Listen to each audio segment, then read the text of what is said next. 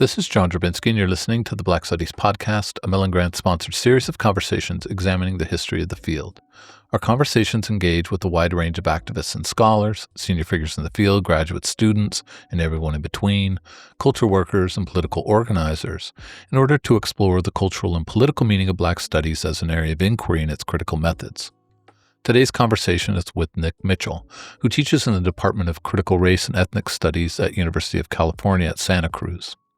Her research explores the political economy of the university and its intersection with questions of austerity, race, gender, at the founding of Black studies. In this conversation, we discuss the relationship between critical politics and institutionalization, intellectual work and the radicalization of education space, and the future of the university and a Black studies horizon. Nick, good afternoon. How are you doing today? I'm doing great, John. How are you? Not too bad. It's second week of August. And so like all professors, I'm like, fuck the end of summer. Otherwise, doing great because I'm also in denial about the beginning of the semester. But, reality principle setting in. There's only so much you can resist time, it turns out. Kind of an interesting exercise in finitude, actually, trying to fend off vacation and break and all that. But anyway, to the point, I'm really happy that you made time for us to talk today. I'm really looking forward to this conversation and to getting your perspective and your thoughts on Black studies, your research, the relationship between those things onto the podcast. I think it's going to be a fantastic contribution. So thank you ahead of time for your time and also for your thoughtfulness. And welcome to the Black Studies Podcast. Thanks. I'm really excited about this project and really excited to be in conversation. So we'll have a chance, of course, to talk about how you think about the field of Black studies and your relationship to it as a scholar and writer and thinker. But I wanted to start with maybe a more personal question, more intimate question, which is just what drew you to Black studies? What drew you to the study of Black life? And the thing that always interests me is what sustains you and what keeps you committed to this kind of work? Yeah. So I'm going to start at the end, if it's okay to have a little bit of a digression or what might be read as one. I think my entry into Black studies is inseparable from the fact that I'm part of what you might call the second large-scale generation of the Black intellectual bourgeoisie. So I'm the child of two baby boomers born into working-class families. My mom's mother was a school teacher. My mom's father managed a laundry and taught phys ed in Wichita, Kansas. My grandfather on my dad's side was a master lithographer in Springfield, Massachusetts, who was denied a pension because the lithographers union there didn't admit Black workers. My mom was born in 1953. My dad was born the next year. And both of my parents went to university as a result of the first Ivy League affirmative action programs. My mom actually was in the second cohort of women who were admitted to Yale, an even tinier cohort of Black women. She was there, and I'm going to name names here, partly because as like an institutional historian-ish, I find that having names to go off of helps me to track trajectories. So my mom was there at Yale at the same time of a number of people of note in Black studies, namely Henry Louis Gates and Ruth Wilson Gilmore. She incidentally was also there at the same time as the anthropologist Anna Singh and the Black conservatives, Ben Carson and Candy Carson. My father... That's a wild cohort already. Wow. Don't I know? I don't even know quite how to organize that, but I'll leave that up to... Yeah, no, it's pretty mind-blowing. And I think when you track a lot of the people who were there in some of the early years, it's a motley crew, and it's a motley crew partly because the colleges didn't know what they were doing at that point. And they didn't know who to and who not to recruit, and who to and not to what kind of combinations were going to be potentially explosive or not.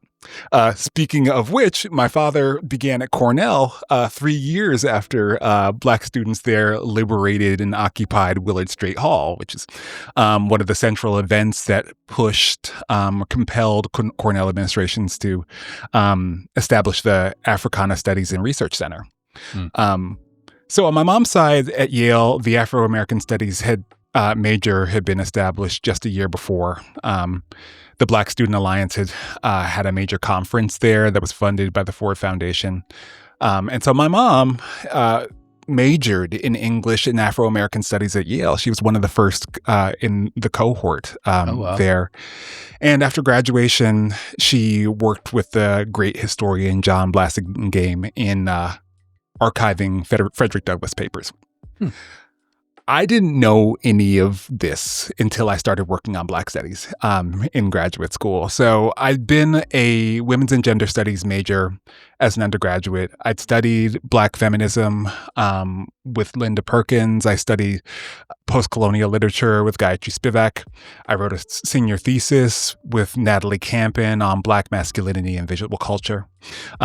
There, I had classmates who do some amazing work in Black studies: Alexis Pauline Gumbs, Lamar Jarrell Bruce, C. Riley Snorton. So there was an interesting cohort kind of emergent at that period too. This is a real story about cohorts, by the way. Yeah. They got a list of names here. Wow. Yeah, we don't always know who is in conversation with each other. And a lot of the work that I've done in figuring out different trajectories of Black studies is trying to figure out who's there with whom, and does that shape conflicts, collaborations, and kind of untold trajectories within the field that you only really get a sense of when you understand, wow, why Black conservatism opens up at this point. Why, in my case, I have a really great moment in the archives I research. Orlando Patterson ends up getting hired in Harvard in 1969. Well, one of the reasons is why the dean at Harvard at the time sends a message saying to the dean at the University of the West Indies saying, who can we hire from the Caribbean? And asks about Walter Rodney, and they say, Walter Rodney's somewhere leading a revolution, but we have someone we can really recommend in the form of Orlando Patterson. So these kind of underseen conversations. So I started doing that work in the History of Consciousness program at UC Santa Cruz. I'd studied a little bit of African literature as an undergrad. I took a class with Gina Dent on the idea of Africa. And I think it was in that point where I started asking questions about the history of Black studies as a field. I'd done a little bit of work, a little bit of scholarship on field formation as an undergrad, about queer studies and its history in the women's studies department. Christina Hanhart was the graduate student teaching that class at the time and prompted us to do archival research. Hey, my colleague here. Yes. American Studies here. Sorry. Amazing Christina Hanhart. And so it made sense to me to kind of try and think about the history of how fields come together, how field formations happen. And so I started from there a research project on Black studies as a field.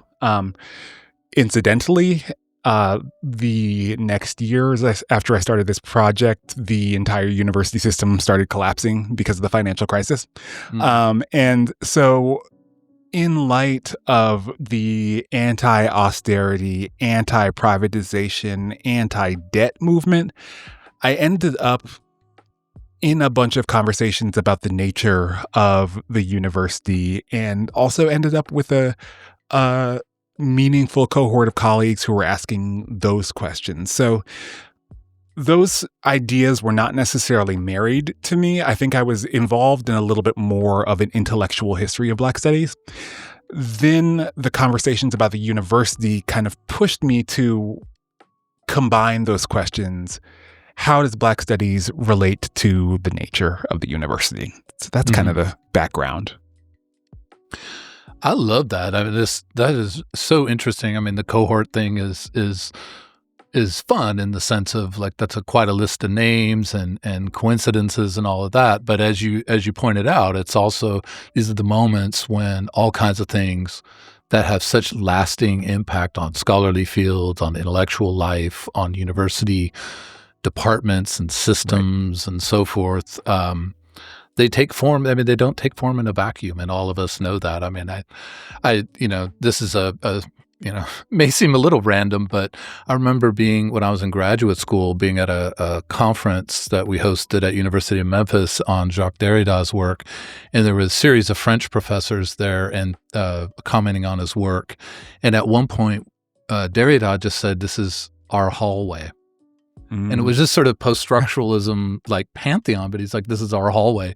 But it was just, I had this real moment of like, oh, wait, people exist in hallways. And it's not just hallways, but some hallways produce things, right? Some cohorts produce things, and how to reckon with that, I don't know. And so I really look forward to this project because figuring out how to talk about that and analyze it, theorize it, draw out its history and consequences. That's incredibly important work. And I love that your mother was a Black Studies major, so you like came by it also legitimately. You may not have known until grad school. You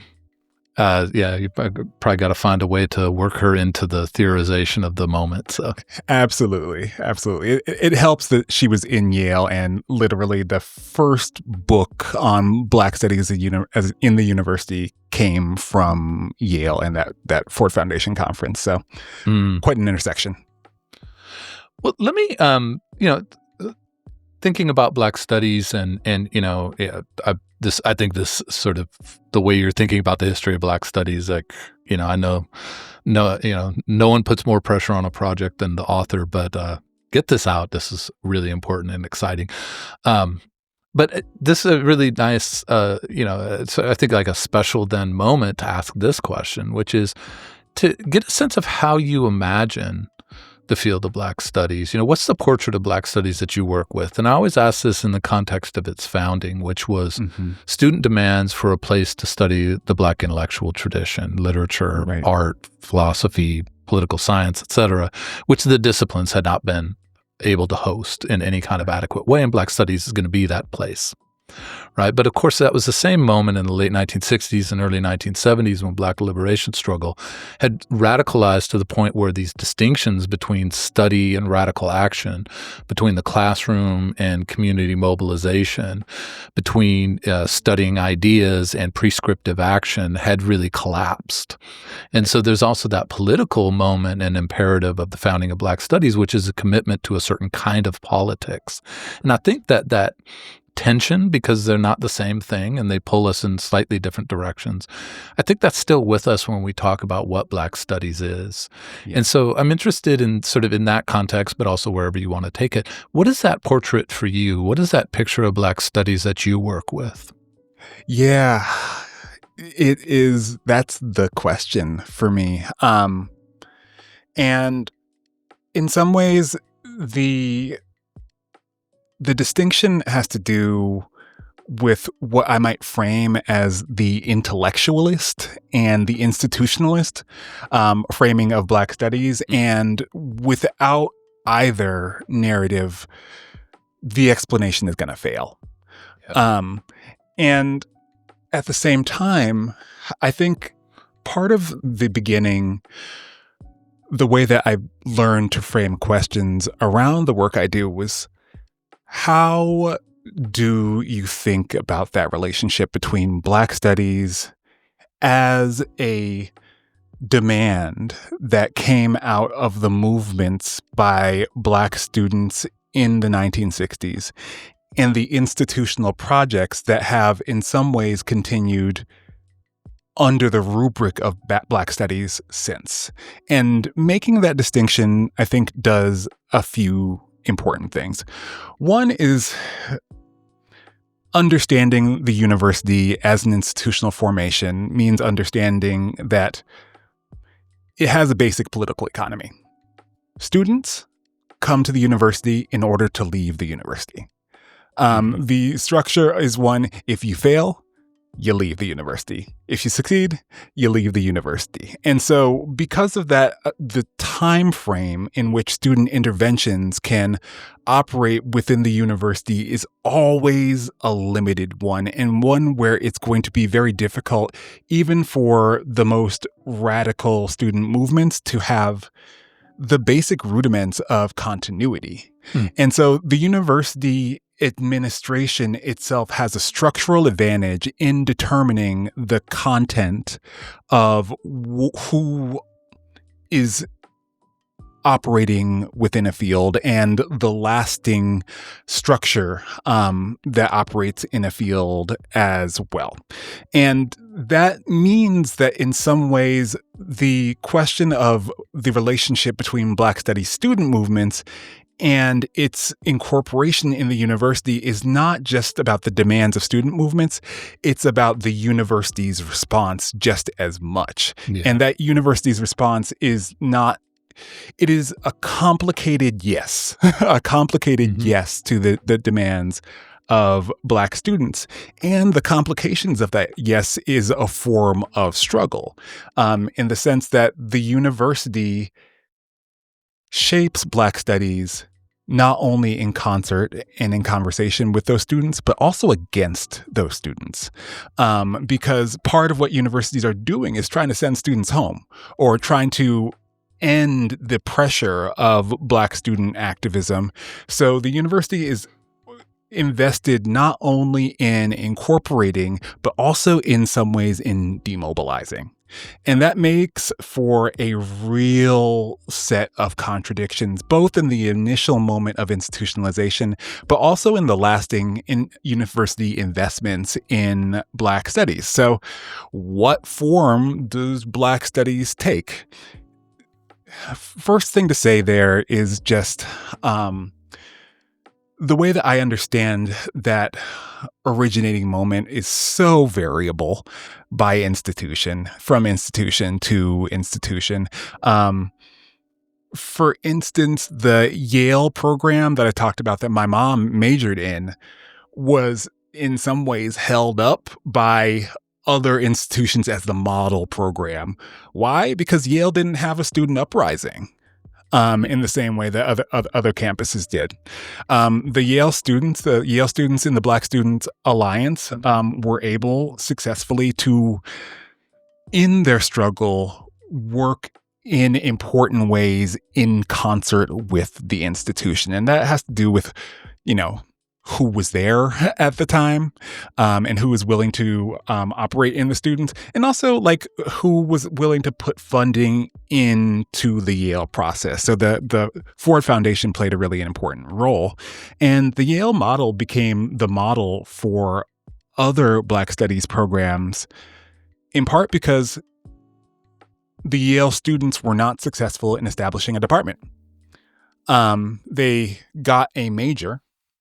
In some ways, they got a program, but they did not get a department. And in places like San Francisco State, the demand was for a department. And in fact, the demand ended up being for a college of ethnic studies that would include Black studies.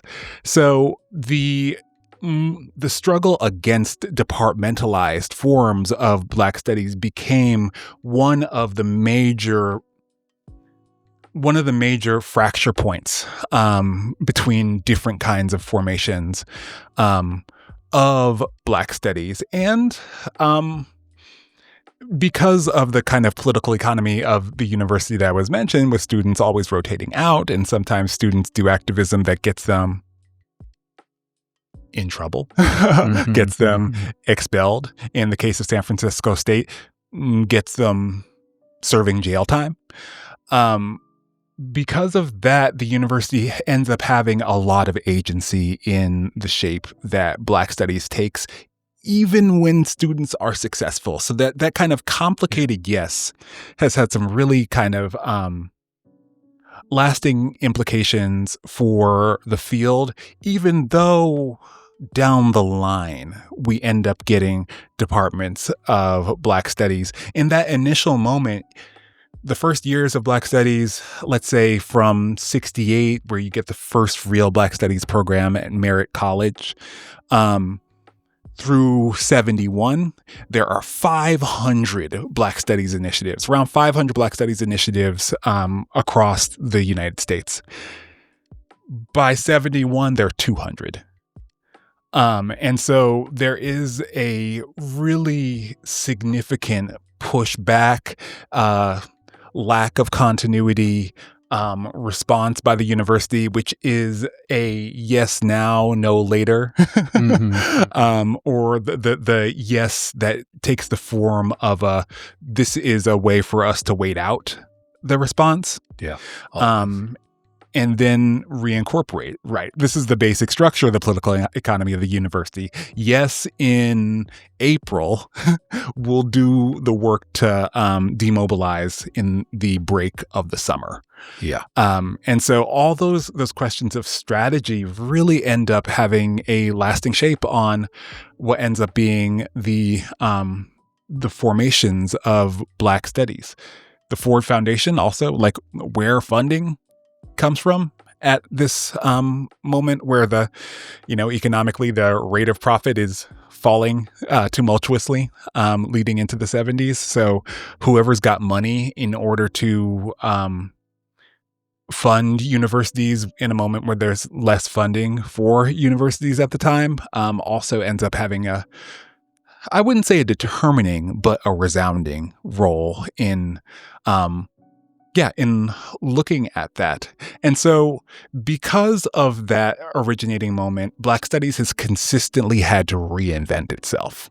And every moment has been a moment of reinvention, new forms of struggle, new ways of trying to establish what the intellectual project is and how that relates to the institutional project, different crises and fracture points about what happens when you have a professionalized group of disciplinarily trained Black academics who have, if not fealty, who have oversight by the disciplines that they're in. And you have Black student activists who want something radically different. And so many of those contexts end up being recursive throughout the history of the field, but the moment in which it emerges sets up some of the contradictions that end up replaying in a lot of different forms over the course of the field. Now, for me, the part of the question also is, to what extent is that a post-60s problem? Or does it have its larger resonances in longer trajectories? In some ways, I think you can argue that some of the disciplinary problems are already playing out at the turn of the 20th century as W.E.B. Du Bois is doing the Atlanta studies and working in and against the disciplines of sociology, trying to figure out what can be absorbed and funded and what counts or what can't. In Carter G. Woodson's efforts to establish Negro history and how that can be institutionalized or not, and where the funding is going to come from, and the struggles between Black intellectuals about what is going to get funded and what occasions in which does funding become available. The death of Booker T. Washington ends up being a huge one. The death of Frederick Douglass before that ended up being a huge one in determining the kind of continuing shape of the field, partly because of the modern universities' reliance on philanthropy for funding the very conditions that make study possible. So thank you for that. That's so interesting. There's so much to think about and talk about. I mean, the podcast series is better for that reflection. I mean, there's so much in there for everybody who cares about the field to really reckon with. And, one of the things that I think is interesting about the tension, the way you sort of articulated the tension post 1960s was the student demand and professor institution relationship. Yeah. Right. And one of the things that I think about a lot, and I hadn't put it quite in those terms, and I will now, so thank you for that. But I think a lot about how the departments I've been a part of, at Amherst College for a number of years, and now at University of Maryland, how do we stay a problem for the institution while also all having jobs and having our courses available to students? I do need a job, right? And students do need a place to study Black life, right? And those things are important, so we have to survive. But how can we become troubling, or how can we retrieve that sense of being troubling? And one of the places I go to, I think you laid out a sort of a political economy, right? That it's the student demands that have a kind of long but in the end ephemeral sort of presence in institutional and scholarly and pedagogical life. But like, how can students put that pressure on us? How can they actually hold our hand through this moment? But we're also, this is 2025. We're also living in this very weird moment of the complete sort of neutralization, I think, of young people's politics, but then the sort of overnight radicalization. And then it kind of, that ebb and flow is so intense these days, and in 2020, I mean, the students were putting so much pressure on institutions. Yes. But I wouldn't say that in 2025. Well, I think it's a different kind of pressure. I mean, I think that the Palestine movement means a lot in terms of the kind of pressure that students are presenting. Yeah. And I think the Palestine movement has also allowed universities to push back against some of the gains that students made in 2020. And I think there's absolutely. a low-key way that one is serving as the proxy for another, partly because the 2020 movement made for so many alliances and for the possibility of so many intersecting conversations that I think, in fact, on the Palestine end, we're already alive in 2014 in opposition to Israel's Operation Protective Edge and the conversations between Palestinians and Black Lives Matter activists.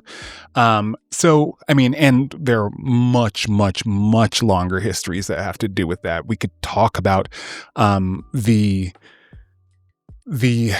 trajectory of Black politics that ensued when the Black Panthers took a explicitly anti-Zionist stance in the wake of the 1967 occupations, and how that actually shaped political divisions that have really lived throughout critical race politics since then. So I think that it's interesting how kind of university struggles unfold, but I think the 2025 pushback has so much to do imminently with trying to make sure that, or trying to ensure to the extent possible, that not only the pro-Palestinian anti-Zionist movement is being mobilized, but also to make it very impossible to have another 2020. And I'll also say that, I'm in the critical race and ethnic studies department. Our departmentalization would not have been possible without 2020. We were in the process of applying for departmentalization, but the political pressure that made that departmentalization possible, that made the universities possible, and that made it incumbent upon the university to actually fund it, came from Black student activism at UC Santa Cruz in 2020, but also just the George Floyd uprising writ large that re-articulated what was possible to do within universities and what universities felt pressure, felt a fire under their asses to respond to. And this is you're absolutely right about the crackdown on Palestinian liberation or pro-Palestinian movements it's an intense anti-Black as well as anti a lot of things, anti-Black opportunism, right? To dial things back, to keep people in a sort of timid or afraid corner because the consequences are so comprehensive. I mean, my students do talk about, will I be able to get a job if I go to this protest and there's a photograph on social media? And they're not wrong to think that, right? Now, what they do with that is a long conversation, and it really is obviously their own lives, and they figure it out. But that it just speaks to that opportunism that you're talking about. But it also, this brings me to I talk about this all the time, in my department, colleagues, students, but it just would be nice if we could have these kinds of struggles without Black death or Palestinian death. The way these things get instituted around death in the 21st century is, and I think they should be. I think that Black death absolutely ought to mobilize. So don't get me wrong, but I just also think about the like desire for just the pleasures of politics and study rather than the fear of death that was at the heart of so much of that push for Black studies in that initial moment. And how do we harness that, right? Because the 4 years in, 4 years out, sort of, that dynamic is a real tough one. And economic anxiety never helps in terms of getting students to push us in that way. But maybe we push ourselves because we were once students too. We can actually occupy that space. We do have imaginations. But that's right. I mean, I do think it's very difficult to. This is coming from conversations that I've been in with my friend and colleague, Charmaine Chua and Hannah Appel, about the difficulties of organizing academics. Graduate school is especially individualizing enterprise, and almost in the sense, in a meaningful sense that gets dramatized through every cohort, you have a meaningful source of collective identity that comes in the earlier points of taking classes and doing projects together.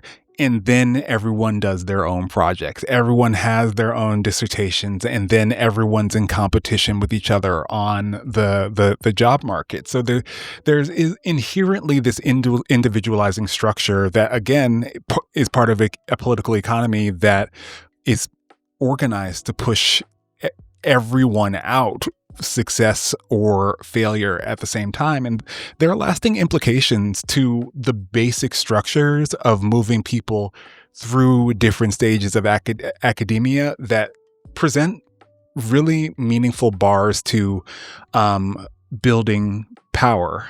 I think in Black studies, I think that there are the lasting implications of how the field gets organized.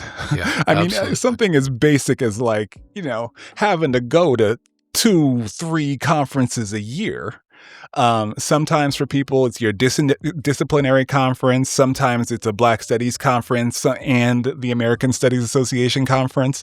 And keeping all of these dialogues in motion, it's exhausting. The labor demands of a discipline where, in theory and in unspoken disciplinary expectation, and I think this is where I think about discipline. In unspoken disciplinary expectation, you're supposed to show up for your students. And you're supposed to show up for Black students. And if you are a Black Studies professor who is not showing up for Black students have a legitimate understanding that something is wrong. And that is not necessarily the case in every other field. Oh, absolutely. So, all of those different things that go into the basic labor expectations of moving through the field also have implications on where's our conversation about how to build power? Where's our conversation about how to build power collectively? Where's our conversation about how to build power in this institution? Where's our conversation about how to build power across institutions in the aggregate? It's hard to do because of the basic structure of things, and it's also what we have to do. Yeah. No, thank you for that.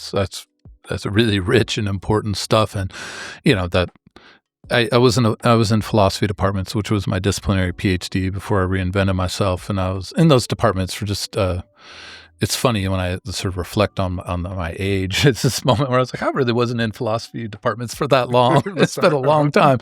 But, the kinds of questions, like you just said, if you're not there for Black students, right? If you don't love Black people and Black struggle, the students will have a complaint. I don't care about students in the philosophy department. They're just like, he doesn't care about students and he's just into his research or he's just an asshole. Right. But it's very different. And I actually prefer the pressure of a Black studies department. It keeps you connected to some like stuff that's not this, as you were saying, this sort of rancher libertarian version of the academic that is in some ways necessary to survive, but is completely detrimental if we're trying to thrive as human beings in this profession, for sure. Yeah. Well, let me ask a little bit. You've talked a bit about about your graduate work in the History of Consciousness program, and also that you now work in a critical race and ethnic studies department. And I'm interested to hear you talk a little bit about that in this way, or in this context, which is, you haven't had a disciplinary education and teaching experience. So I'm interested in how the fact that you come to Black studies through non-disciplinary approaches, how you think that's impacted how you conceive a research project, but I'm also always interested in how it has impacted how you conceive a classroom and what it means to teach, put together a syllabus, and to bring Black life to a classroom. Yeah. So I ended up in the History of Consciousness department for a lot of reasons. One of those reasons is, going back to your colleague, Christina Hanhart, who was a major kind of advisor on what could I possibly go to graduate school for, and for the kind of cluster of questions that I'm interested in the question of thinking about Black life in conversation with feminist theory, with a eye toward what kinds of archives allow you to do that. One of the places that she kind of encouraged me to apply was the History of Consciousness program. And so when I got in, I was thrilled. I mean, I was thrilled because I got a phone call from Angela Davis, which that's a good recruitment strategy. I was there. Like I got more funding to go elsewhere, but I was like, I'm there. And so I think the excitement of HisCon's what we call it for short, was in some ways that it understood itself as a vanguardist department. Mm-hmm. It understood itself as a questions-based department. It understood itself as a department that was sort of there to give home to questions and projects that didn't have a home elsewhere. Mm-hmm. It was important to me that it was a feminist theory department.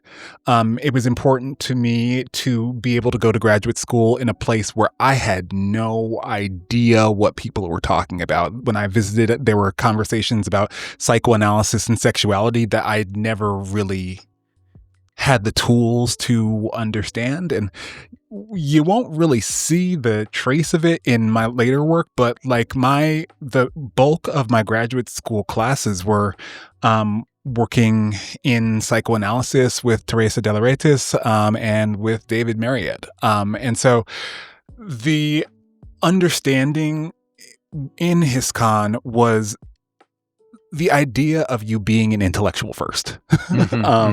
And like being an intellectual first meant playing, it meant exploring, it meant like grazing in areas that you did not necessarily know were going to have some sort of immediate utility for the project that you were going to be doing.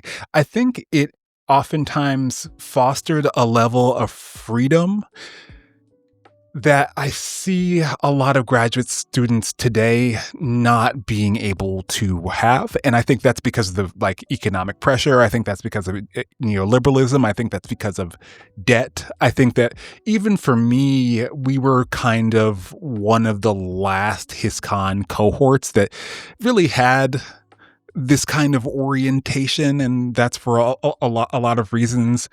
At least in HisCon, halfway through, everyone in the department, or more than half of the department, had either left or was on the cusp of retirement. And so I think that the idea of just being able to find a project by exploring and landing and developing an ethos of I would call it a relationship to the impossible. And Nice. what I mean by that is when I was in conversation with Gina Dent about this project in Black Studies, I had 1 quarter, 10 weeks of fellowship. I think I had 2 quarters of fellowship my entire time in grad school. So I was either research assistant or teaching the entire time through graduate school, except for 2 quarters. And this 1 quarter, what Gina suggested to me was, if you're going to do a project on Black Studies, you need to be responsible to the field. So she said I should park myself in the library and read through the E187 on the Dewey Decimal System section in the library. I should just read everything. Obviously not possible.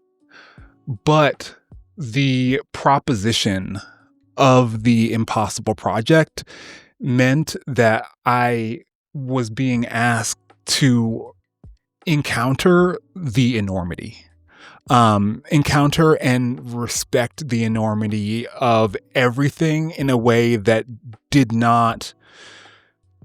This is not just a field where you have this number of books that you're reading through. You are responsible to the whole thing. Yeah. And so the kind of centerpiece of that ended up being a long-term study of the Journal of Negro History from 1915 on.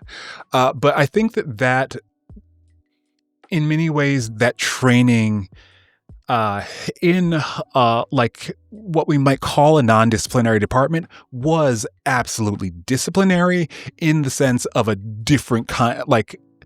I think of discipline as a practiced responsibility to a set of basic principles that may take the form of methodology, but also may take the form of political commitment, may take a form of different kinds of practice, attentiveness, awareness, but in a non-disciplinary department where there was more freedom, or a certain degree of freedom, or a flexible degree of freedom to define what that discipline might be. And I think that was incredibly generative to me. And I think it continues to be it's continued to be generative for my career thus far. The other sensibility that it left me with was a sense that rules didn't apply to me, which, is not in fact the case with careers. But I think it's given me a sensibility that there are a lot of workarounds to what have been presented in a lot of other contexts as established absolute rules. I'm at a research university, a quote unquote research one university, and I got tenure without having a book out.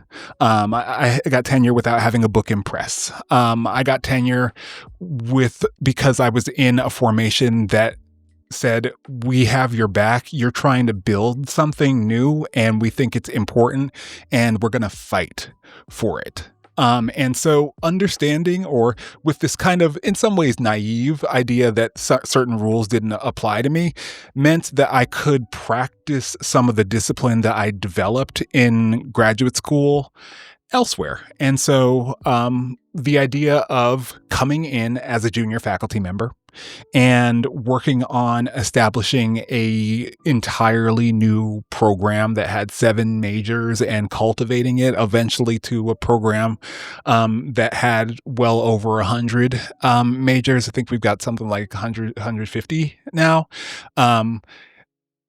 Those things would not be possible if you go by certain kinds of received wisdom about how to build an academic career. But it's the way that I built an academic career, part of because we've built power in Santa Cruz in a certain kind of way. There's a lot of pushback to that power. We're seeing it a lot because of the way that we've been assiduously pro-Palestine in our politics. So we're seeing a lot of pushback to it, but a little bit of irrational sense that the rules don't always apply, I think is a good ethos to have a meaningful dose of in putting things together. And so I think I got some of that in HisCon, and I think I have kind of continued to live some of the principles of that through my career. And I love I love that you refuse to make discipline and play opposites, because I think that playfulness of Black studies, I mean, that's one of the things I've enjoyed over the last like 20 something years of being, completely in the field. Absolutely. But the discipline, I mean, when you said you went to, it's like go read the section of the library. I love that, in part for lots of reasons. I mean, like I love libraries and books. But also my own transition into Black studies was a conversation with the librarian where I said, look, I want to understand the Black intellectual tradition, 2 books a week, 10 years. I love it. Starting from the beginning are the most important books for me to read. And of course, he's a research librarian at Florida Atlantic University where I was a postdoc, and he was like, man, people just ask me to like fix the printer all day. This is what I went to grad school. Thank you. I finally get to do something. And we just sat down, and I mean, mostly me sitting down and listening and inputting a little bit, but that was an intense discipline moment, but it was also intense play because I was reading novels, poems, watching films, reading sociological studies, reading critical theory, and the whole thing. And so I really love that layout. And I talk about this with my students a lot when I'm like, what does it mean to be a Black studies major and maybe thinking about graduate school or just having a Black studies sensibility. Now, I do always come back to this notion of autonomy, that actually the root meaning of it is that you are free, but you're free to legislate yourself.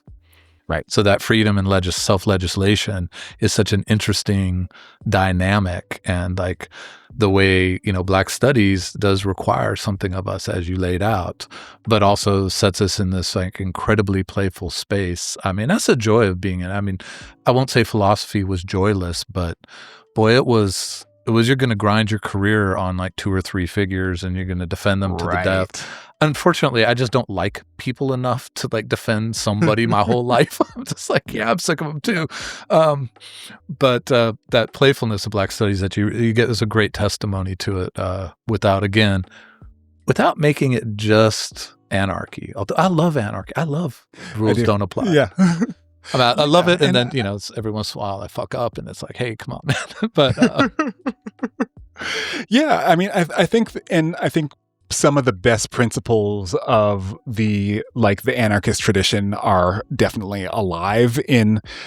I think the connection of, and this is where I think that particular anarchist tradition pushes back against liberalism. In liberalism, the relationship between autonomy and responsibility is just discipline. Yeah.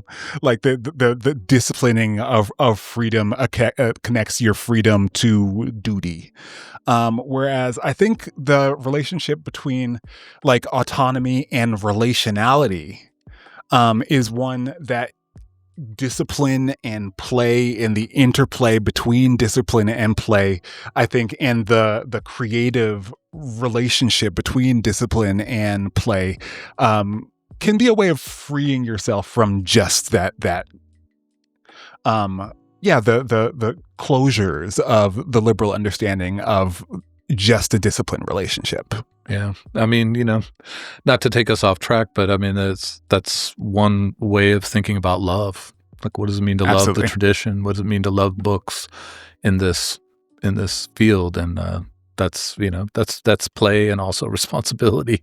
Yeah. Why a lot of us have a romantic relationship to Black studies. Excellent. That could be a tagline for this episode if we had taglines. I'm stealing it from Fred Moten, I think. But oh, okay, yeah. Well, let me sort of abruptly shift into last couple of questions for you. Mm-hmm. And you've really spoken to this one in many ways, but I'll go ahead and ask it. What do you think the field of Black studies over the last 50-something years, what do you think it's done well, but also what do you think it's not done particularly well? Yeah. I think the research that's been done out of Black studies is like tremendous. Yeah, definitely. Absolutely tremendous. And I think that needs to be acknowledged, especially considering the fact that funding compared to a lot of other fields has been particularly limited, or has been, people have had to eke it out from limited resources here and there. I think that the work that scholarship has done has produced several generations of thinkers in the field, in outside of the field. I think a lot of sacrifices have been made and untold careers that never even show up in the names of the scholarship that we cite has made all of that possible. I think that ours has been a field that's produced some of the most important intellectuals of their generations. In that, I'm thinking Sylvia Wynter, Angela Davis, Gerald Horne, Robin D.G. Kelley, Stuart Hall, who I will always claim for Black studies, Saidiya Hartman, Fred Moten. These are people who are absolute giants, and they are absolute giants in Black studies, but they are absolute giants as intellectuals. And I think the reach of the scholarship in the field, in history and sociology, in anthropology, but also in public health and obviously creative writing, it's been tremendous. Scholars are opening up new archives. They're asking new questions. I think if we measure it in terms of the research and in terms of I would say the intellectualist orientation of the field, it's been great. For me, I think the real question is about how does that speak to, or how does that resonate in the political world? Yeah. And getting back to that question about how to build power, I think I don't necessarily have questions about how to answer that relationship. And I think I wish I do. I think I wish I did a little bit more. I think there's also just one example. I wish I remembered the name of the person who wrote this incredible article about Audre Lorde and Barbara Smith and their relationships to Palestine and Zionism in the early 1980s. I wish I could remember the name of this person, but it's a fantastic article, and people who are listening now will be able to look it up. But it talks about this kind of exchange between June Jordan, Barbara Smith, and Audre Lorde in, I think, 1982 or 1983, in the wake of Israel's invasion of Lebanon. And June Jordan takes Audre Lorde and Barbara Smith to task on what she thinks is close to Zionist or not sufficiently pro-Palestinian take on Israel. And just brings the conversation, this article brings the conversation together also with Adrienne Rich's role in it all in a beautifully orchestrated way. I appreciated that piece so much because I encountered that Audre Lorde piece in Audre Lorde's archive in 2016 and had no idea what to make out of it. This I think 5-page long June Jordan letter in which June Jordan was taking Barbara Smith and Audre Lorde, some of my most admired intellectuals, to task and telling them at the end of the letter that they've acted in a cowardly way. And these kinds of different fractures about what it means to relate to the political in Black studies, I think has a relationship to that whole concept of impossibility that I talked about earlier, where like you are responsible to an impossible enormity that other people in other fields are not asked to maintain or relate to, and that will always come back to certain kind of questions of accountability that you're called to task in order to measure the value of your scholarship in, and also that being a persistent labor demand, also that sometimes giving you 2-3 jobs on top of the job that you have. Sometimes that means that if you attend to it, your work is going to be undervalued because it doesn't take the form of the most intellectualist scholarship in the field. Yet it is part of the identity of the field, and it will be a persistent claim for anyone who continues to work in it. How do we relate to the political? How do we relate to the kinds of demands, or what our responsibility to the political project is? And how do we build mechanisms for working together collaboratively in it? Now, here's the other part of it. And I think that, like, I have not had an extensive publication record, but the publications that I've done have been, I think they've been notably punchy, and a little, one might call truculent. I think that has to do with what I've come to see and come to appreciate as an orientation toward public debate and public opposition, and if not necessarily polemic, outward and explicit struggle between people who are engaged in work in the field. And I think that it would be good. I would welcome, and I may come to regret this, but I would welcome more controversy. I would welcome more outward struggle. I would welcome more discussion about what the politics and what the stakes are of what we're doing. And I would welcome more people answering to the demands of this. This also, like, I think I would say, like, if I were to place myself as a scholar in a particular kind of tradition within Black studies, it's in the essayist tradition. And the essayist tradition, I think, is always responding to the insistence of the now.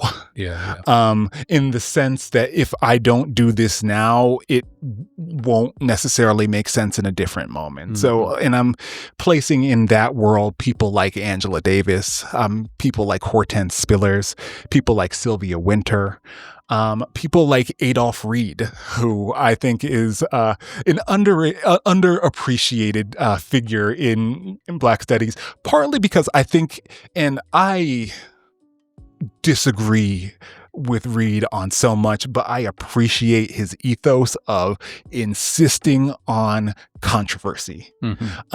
Insisting on controversy as a generative process. I don't necessarily agree with, like, some of the ways that he takes it, but there are some people who are great to disagree with. And I think that Adolph Reed is someone who I think of as really generative to disagree with. And I think that learning to disagree in public together, and also figure out how to work with each other in those spaces of disagreement, is a skill that I don't know if I was trained into. And I think might be quite valuable for the right now of Black studies, and to think about as a skill, to think about as something like, how do you disagree in a comradely way? How do you disagree in a way that is not necessarily compromising, that is not outside of integrity? And I believe in integrity as a scholarly value. I think I believe in some terms that are a little bit like, I don't know, that I was encouraged to kind of not embrace in a post-structuralist context because of the way that they were loaded. But I do believe in like actually thinking about what do I do in order to be like, embrace my own integrity and be in my own integrity as a scholar or someone who's part of this project. So how do you disagree in ways that are in step with your integrity, and how does that what does that demand of you in terms of scholarship, in terms of research, in terms of doing your work, in terms of figuring out what your relationship to the field is and to other people within the field might be. So I think that's what I think, that like, not necessarily that the field hasn't done particularly well, but like a direction that I would be excited to see the field grow in. That's brilliant. I love that. Thank you. And maybe it's already an answer to this last question, but I'll ask it, and you can say, just listen to the previous 3 minutes. But I love that. I think figuring out how to disagree in a comradely fashion is really important, but it also requires that we have a comrade relationship inside Black studies. Right. As you said, how do we understand collaboration and working together in community among scholars? Right. I think these things fit so tightly together, and I like that you put that out there as a very rich possibility. It requires work, but it also requires play. So. Right. So the last question then, again, maybe just what you said, but in the context of the history of Black studies, what is the issue you would want us to all be thinking about, or what's the question you'd want us to all be asking? Yeah. Okay. So I'm going to start with a premise that I don't necessarily disagree with, but I think it's a great premise. So if Black studies owes its existence to social movements that are in relation to, but not reducible to, the university, if we owe this project's existence to that, one way of framing that is that we are right now in the midst of a roughly 50-year coalition with the university. And I put it in that way to express a couple things. One, a coalition can be broken, it can be severed, it can be renegotiated. Yeah. And it can be the subject of a new deal. It can be the subject of a withdrawal. It can be a subject of refusal, and I hate the term refusal a little bit because I think that it's a little both too vague, and it's the form of agency that operates oftentimes at the individualized level that we are disciplined into in graduate school. So I like organizing. Organizing, you can refuse in an organized way, but I think that sometimes that just means being on strike rather than like a more individualized concept. But like, if we are imagining this as a coalition with the university, what does it mean to do it in a time that the university is a fascist institution, or is in such very clear, outward, and obvious complicity with fascism, where the university is making deals with the Trump administration in the realm of half a billion of dollars, half a billion, in places like Columbia, in places like Brown, maybe in places like Harvard. What do we do when we're thinking about this as a coalition. And as you and I know, we need jobs to survive, right? And also, I think that a lot of my scholarship is like a category mistake in the sense of it being a literal response to an existential question, is like, why am I here? And but really, why are we here? If it's to be in coalition with a university that is operating in this modality, why the hell are we here? And why the hell are we not organizing at a broader scale? Why the hell are we working? Why are we not working like on the scale to refuse or interrupt or unmake the conditions of the institution? And so I think that the understanding of the Black Studies university relationship as a coalitional relationship, meaning that not only can can we or can Black Studies refuse the university or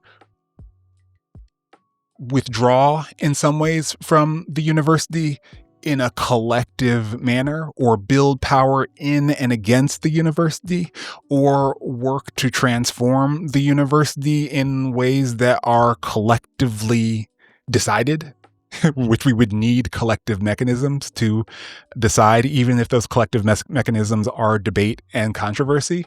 How would we go about both learning to think, but also learning to build ways of encountering,